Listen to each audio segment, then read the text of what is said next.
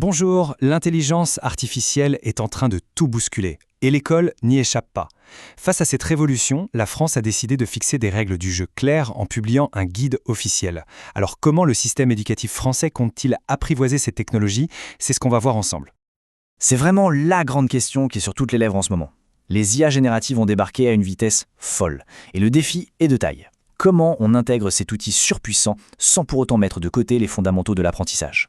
Et attention, il ne me faut pas se voiler la face. On n'est plus du tout dans la science-fiction.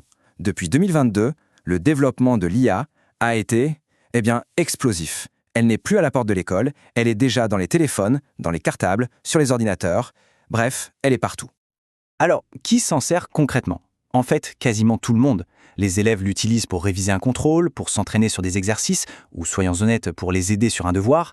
Les profs, eux, y voient une aide précieuse pour préparer un cours ou créer des quiz. Et même le personnel administratif s'y met pour rédiger une note ou faire le compte-rendu d'une réunion. L'IA s'est vraiment infiltrée à tous les étages. Mais voilà, comme toute technologie aussi puissante, l'IA a deux visages. D'un côté, il y a des promesses assez incroyables, et de l'autre, des risques bien réels qu'il faut absolument maîtriser. C'est la fameuse arme à double tranchant. Et ce dilemme, il est au cœur du problème. D'un côté, on a la promesse d'un apprentissage sur mesure pour chaque élève, mais de l'autre, on a la peur d'une triche généralisée. On a la possibilité d'aider les profs et l'administration, mais en contrepartie, il y a des vrais risques pour les données personnelles. Et puis, il y a un point qu'on oublie souvent, l'impact environnemental de ces outils qui sont très gourmands en énergie. Face à tous ces enjeux, la France a décidé de ne pas rester les bras croisés. Après une grande consultation nationale, un document officiel a été publié, le cadre d'usage. C'est un peu le mode d'emploi, la boussole, pour aider tout le monde à naviguer dans ce nouvel univers. Le principe de base de ce guide, il est limpide. L'humain reste le pilote. L'IA est un assistant, un copilote si l'on veut, mais elle ne prend jamais le volant. La décision finale, l'esprit critique, la pédagogie, tout ça, ça reste à 100% la responsabilité des professionnels de l'éducation. Ce cadre, il repose sur 4 grands piliers. D'abord, bien sûr, le respect des valeurs de l'école républicaine. Ensuite, on l'a dit, la supervision humaine est non négociable. Troisièmement, un concept important, l'usage frugal. En gros, ça veut dire qu'on n'utilise pas l'IA pour tout et n'importe quoi, pour limiter son coût écologique. Et enfin, on essaie de privilégier des solutions open source pour plus de transparence. Bon, les grands principes, c'est bien beau, mais concrètement, qu'est-ce que ça change dans la salle de classe? Eh bien, ce guide, il traduit justement cette vision en règles très claires pour les devoirs, les évaluations et le quotidien de l'école. Premier point, et pas des moindres, la définition de la fraude a été mise à jour pour l'ère de l'IA. Pour faire simple, utiliser une IA pour faire un devoir sans l'accord du prof et surtout sans y ajouter un vrai travail personnel derrière, c'est désormais considéré officiellement comme de la triche.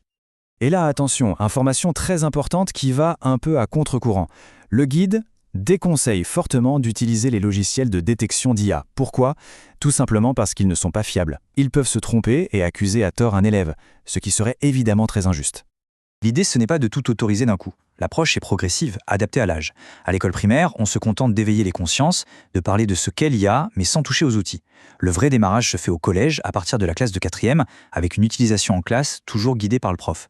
Et puis au lycée, les élèves peuvent commencer à l'utiliser de manière plus autonome, mais toujours dans un cadre pédagogique bien défini. Tout ça nous amène donc à des recommandations très concrètes, des sortes de règles d'or qui s'appliquent à tout le monde, les élèves, les enseignants, mais aussi l'administration. Alors, pour résumer, qu'est-ce qu'on doit faire et qu'est-ce qu'on doit éviter? Côté affaires, on doit toujours garder un œil critique sur ce que sort l'IA, être transparent quand on l'utilise et adapter les devoirs pour évaluer le raisonnement. Et côté à ne pas faire, c'est tout aussi clair. On ne rentre jamais de données personnelles ou sensibles, on n'oblige pas les élèves à se créer des comptes sur des plateformes externes et surtout, on évite d'utiliser une IA si une simple recherche sur le web, qui consomme beaucoup moins, peut faire l'affaire. On termine avec cette question qui reste ouverte. Est-ce que cette approche française qui cherche un juste milieu entre l'innovation et la prudence pourrait servir de modèle pour d'autres pays? C'est une piste de réflexion intéressante pour l'avenir de l'éducation. Merci de votre attention.